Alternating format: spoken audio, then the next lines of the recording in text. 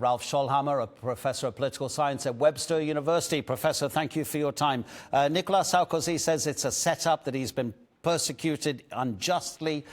Does he have a case? Is this a setup, or is there complete evidence? Are you convinced? Well, I'm not entirely convinced, because even the judge in the case admitted that there was no direct contact between Muammar Gaddafi and Sarkozy. It was contact between associates of Sarkozy. Now, we can always then speculate, well, did he know? He probably did know. So he's probably not entirely not guilty. However, I'm always cautioning against arresting former presidents. Like, this is the first case of an imprisonment since Marshal Pétain after World War II, who was the president of Vichy France, and he was imprisoned and then executed for collaborations with the Nazis, which I guess was a crime of a different dimension. Because when you create a system where former presidents can be prosecuted, you create a weird incentive structures for people who are in office. Because at some point, if you're the president of a country, you never want to leave office because you have to be afraid that you're going to be arrested. And we know throughout France's history, I mean, François Mitterrand was, for example, eavesdropping on his lovers. So there is a long vaunted history of, let's say, French presidents having a somewhat problematic relationship with the law. And I think this is not that much different.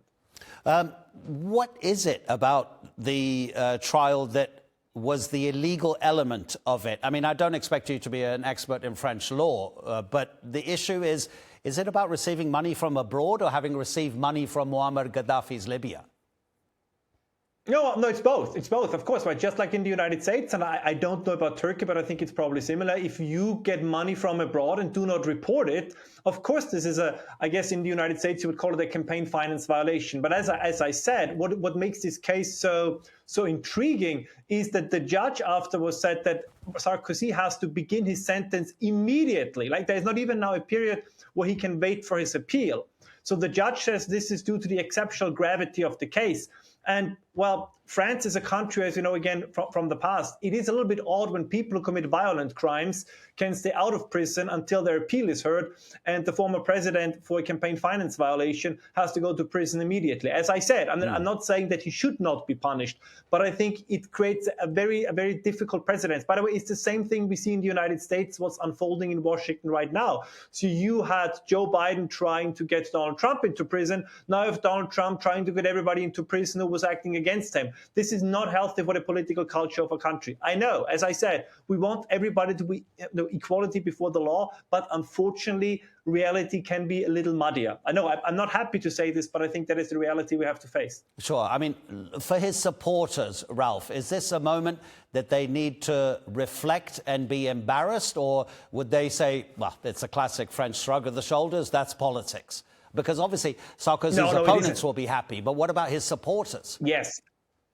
No, it is embarrassing. It is embarrassing because I believe, I mean, I'm speculating here, but I think that Sarkozy as a president and even during his campaign was in a position to be successful even without money from Libya. So this was now a lethal mistake that was entirely unnecessary. Now, as I said before, right? Is there a political component to it? Well, yes and no. I mean, that he, of course, describes himself, as he said, he might sleep in prison, but he will be with his head held high, he's not a martyr. So we shouldn't go all the way into the other direction. But as I said, none of us wants to live in a political system where kind of every political figure has constantly to be terrified of being prosecuted by the successor government. As I said, we'll see how this is all going to unfold. The appeal is coming. And for me, the important thing is it is still unclear to what extent Sarkozy himself was connected to the Gaddafi regime. So it's a muddy situation. But as I said, the last French president to go to prison was somebody who sold out his country more or less.